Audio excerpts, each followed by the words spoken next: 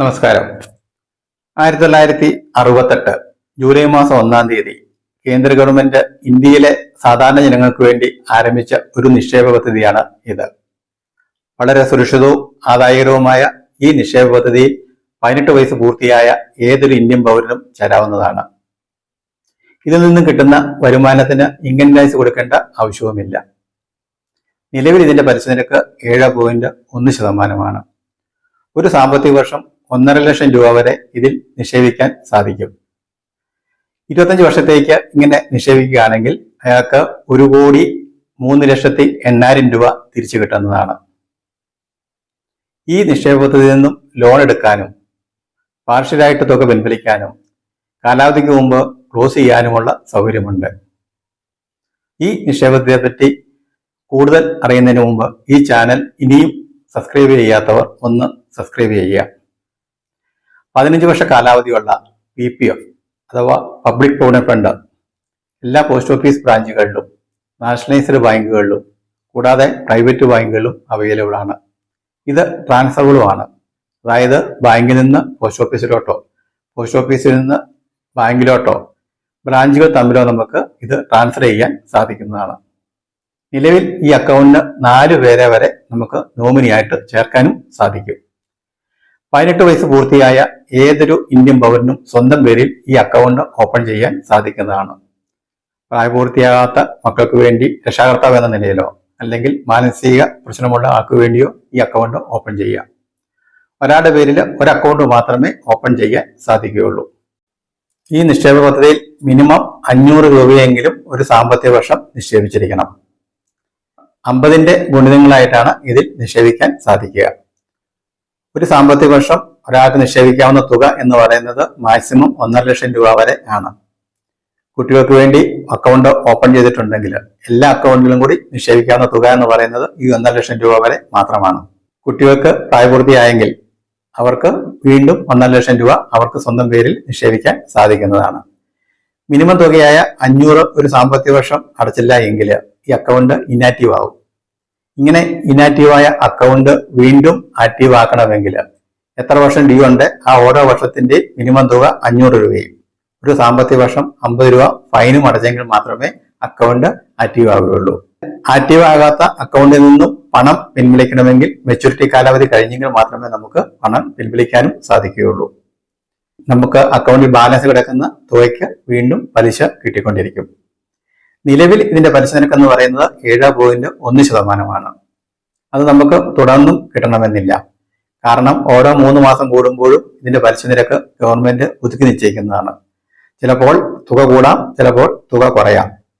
ഇതായിരിക്കും നമുക്ക് തുടർ നിക്ഷേപത്തിൽ കിട്ടിക്കൊണ്ടിരിക്കുന്ന പലിശ നിരക്ക്. ഓരോ മാസം തോറും ഇതിന്റെ പലിശ കണക്കാക്കുന്നതാണ്. 5-ാം തീയതി മുതൽ മാസാവസാനം വരെ ഉള്ള അക്കൗണ്ടിലുള്ള മിനിമം തുകയ്ക്കാണ് ആ മാസത്തെ പലിശ കണക്കാക്കുന്നത്. ഇങ്ങനെ കണക്കാക്കുന്ന പലിശ സാമ്പത്തിക വർഷത്തിന്റെ അവസാനം മാത്രമേ നമ്മുടെ അക്കൗണ്ടിൽ ക്രെഡിറ്റ് ആവുകയുള്ളൂ. തുടർന്ന് നമുക്ക് കോമ്പൗണ്ട് ഇൻട്രസ്റ്റ് കിട്ടിക്കൊണ്ടിരിക്കും. ഇങ്ങനെ കിട്ടുന്ന പലിശ ഇൻകം ടാക്സ് ഫ്രീയുമാണ്. നമുക്ക് പണം എന്തെങ്കിലും അത്യാവശ്യം വന്നെങ്കിൽ നമുക്ക് വേണമെങ്കിൽ ഇതിൽ നിന്നും ലോൺ എടുക്കാൻ സാധിക്കും. 3-ാമത്തെ സാമ്പത്തിക വർഷം തൊട്ട് നമുക്ക് ഇങ്ങനെ ലോൺ എടുക്കാൻ സാധിക്കും. 3 വർഷത്തിനും 6 വർഷത്തെ സാമ്പത്തിക വർഷത്തിനുള്ളിലാണ് ഇങ്ങനെ ലോൺ എടുക്കാൻ പറ്റുന്നത്. നമ്മൾ ലോൺ എടുക്കുന്ന ഇയറിന്റെ സെക്കൻഡ് പ്രീവിയസ് ഇയറിന്റെ അവസാന ദിവസത്തിൽ അക്കൗണ്ടിൽ എത്ര ബാലൻസ് ഉണ്ട് അതിന്റെ 25% നമുക്ക് ലോൺ എടുക്കാൻ അർഹതയുള്ളത്. അതായത് 2025-26 സാമ്പത്തിക വർഷമാണ് നമ്മൾ ലോൺ എടുക്കുന്നതെങ്കിൽ 31/3/2024 നമ്മുടെ അക്കൗണ്ടിൽ എത്ര രൂപയുണ്ട് ആ തുകയുടെ 25% നമുക്ക് ലോണായിട്ട് കിട്ടുന്നതാണ്. 36 മാസത്തിനുള്ളിൽ നമ്മൾ ഈ തുക തിരിച്ചടയ്ക്കണം. ഇങ്ങനെ 36 മാസത്തിനുള്ളിൽ തുക തിരിച്ചടയ്ക്കുകയാണ് എങ്കിൽ ലോണിന്റെ ഇൻട്രസ്റ്റ് എന്ന് പറയുന്നത് 1% തുകയാണ്. അതായത് നിലവിലുള്ള പലിശ നിരക്ക് 7.1 ആണെങ്കിൽ ലോണിന്റെ ഇൻട്രസ്റ്റ് എന്ന് പറയുന്നത് 8.1. 36 മാസത്തിനുള്ളിൽ തുക തിരിച്ചടച്ചില്ല എങ്കിൽ ലോൺ ഇൻട്രസ്റ്റ് 6% അധികം കൊടുക്കേണ്ടി വരും. അതായത് 13.1 വെച്ച് മുഴുവൻ തുകയ്ക്കും നമ്മൾ ഇൻട്രസ്റ്റ് അടയ്ക്കേണ്ടി വരും. ഒരു സാമ്പത്തിക വർഷം ഒരു ലോൺ മാത്രമേ അലൗഡ് ഉള്ളൂ. അതായത് നമ്മൾ എടുത്ത ലോൺ പെട്ടെന്ന് തിരിച്ചടച്ചെങ്കിലും ആ സാമ്പത്തിക വർഷം വീണ്ടും നമുക്ക് ലോൺ കിട്ടുകയില്ല. സെക്കൻഡ് ലോൺ കിട്ടണമെങ്കിൽ ആദ്യത്തെ ലോൺ കംപ്ലീറ്റ് തിരിച്ചടച്ചെങ്കിൽ മാത്രമേ നമുക്ക് സെക്കൻഡ് ലോണും കിട്ടുകയുള്ളൂ. ഇനി നമുക്ക് പാർഷ്യലായിട്ട് തുക പിൻവലിക്കാനും സാധിക്കും. 5 വർഷം കഴിഞ്ഞാൽ നമുക്കിങ്ങനെ തുക പിൻവലിക്കാൻ സാധിക്കും. ഒരു സാമ്പത്തിക വർഷം ഒരു പ്രാവശ്യം മാത്രമേ നമുക്ക് പാർഷ്യൽ വിഡ്രോവൽ അലൗഡ് ഉള്ളൂ. നമ്മളൊക്കെ ബാലൻസിന്റെ 50% വരെ നമുക്ക് ഇങ്ങനെ പാർഷ്യലായിട്ട് വിഡ്രോവൽ ചെയ്യാൻ സാധിക്കും. ഇനി പ്രിമച്വർ ക്ലോസിങ്, അതായത് കാലാവധിക്ക് മുമ്പ് ഈ അക്കൗണ്ട് നമുക്ക് ക്ലോസ് ചെയ്യാൻ സാധിക്കും. അക്കൗണ്ട് ഹോൾഡർക്കോ ജീവിത പങ്കാളിക്കോ അല്ലെങ്കിൽ ഡിപ്പെൻഡന്റ് ചിൽഡ്രനോ എന്തെങ്കിലും സീരിയസ് ആയിട്ട് അസുഖമുണ്ടെങ്കിലും അല്ലെങ്കിൽ സെൽഫായിട്ടോ ഡിപ്പെൻഡന്റ് ചിൽഡ്രനോ ഹയർ എഡ്യൂക്കേഷൻ ആവശ്യമുണ്ടെങ്കിലും നമുക്ക് ഈ അക്കൗണ്ട് ക്ലോസ് ചെയ്യാൻ സാധിക്കും പ്രിമച്വറായിട്ട്. 5 വർഷം കഴിഞ്ഞെങ്കിൽ മാത്രമേ നമുക്ക് ഇങ്ങനെ അക്കൗണ്ട് ക്ലോസ് ചെയ്യാനും സാധിക്കുകയുള്ളൂ. പക്ഷേ ക്ലോസ് ചെയ്ത് കഴിഞ്ഞാൽ നമ്മൾ 1% പിഴപ്പലിശ കൊടുക്കേണ്ടി വരും. അതായത് നിലവിൽ 7.1% പലിശ എങ്കിൽ നമുക്ക് 6.1% പലിശയെ മൊത്തം പീരീഡിൽ നമുക്ക് കിട്ടുകയുള്ളൂ. ഇതിന്റെ കാലാവധി 15 വർഷമാണ്. 15 വർഷം കഴിയുമ്പോൾ നമുക്ക് ഇത് ക്ലോസ് ചെയ്യാൻ സാധിക്കും. അങ്ങനെ ക്ലോസ് ചെയ്യുന്ന സമയത്ത് നമുക്ക് പലിശയും മുതലും എല്ലാം കൂടെ ചേർന്നുള്ള എമൗണ്ടാണ് നമുക്ക് തിരിച്ചു കിട്ടുന്നത്. ഇതിന് ഇൻകം ടാക്സ് കൊടുക്കേണ്ട ആവശ്യവുമില്ല. നമുക്കിത് വീണ്ടും വേണമെങ്കിൽ 5 വർഷത്തേക്ക് കാലാവധിയിൽ തുടർ നിക്ഷേപം നടത്താൻ സാധിക്കുന്നതാണ്.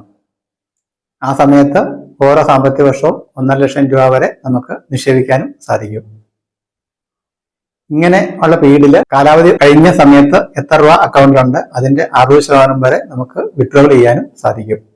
ഒരു സാമ്പത്തിക വർഷം ഒരു വിഡ്രോവൽ മാത്രമേ അലൗഡ് ഉള്ളൂ. ഇങ്ങനെ എത്ര പ്രാവശ്യം വേണമെങ്കിലും നമുക്ക് ഇത് എക്സ്റ്റെൻഡ് ചെയ്യാൻ സാധിക്കുന്നതാണ്. അതായത് ആദ്യം എക്സ്റ്റെൻഡ് ചെയ്ത് 20 വർഷം വരെയാണ്, വീണ്ടും 25, 30 തുടങ്ങിയങ്ങനെ. ഇനി മെച്യൂരിറ്റി പീരീഡ് കഴിയുന്ന സമയത്ത് നമ്മൾ അക്കൗണ്ട് ക്ലോസ് ചെയ്തില്ല എങ്കിലും ഓട്ടോമാറ്റിക്കലി ഇത് 5 വർഷത്തേക്ക് എക്സ്റ്റെൻഡ് ആവും. ഇങ്ങനെ എക്സ്റ്റെൻഡ് ആവുന്ന ഒരു വർഷത്തിനുള്ളിൽ നമ്മൾ തുടർ നിക്ഷേപം നടത്തുകയാണ് എങ്കിൽ നമുക്ക് വീണ്ടും തുടർ നിക്ഷേപം നടത്താൻ സാധിക്കും. ഇല്ലെങ്കിൽ നമുക്ക് വീണ്ടും തുടർ നിക്ഷേപം നടത്താൻ പറ്റുകയില്ല.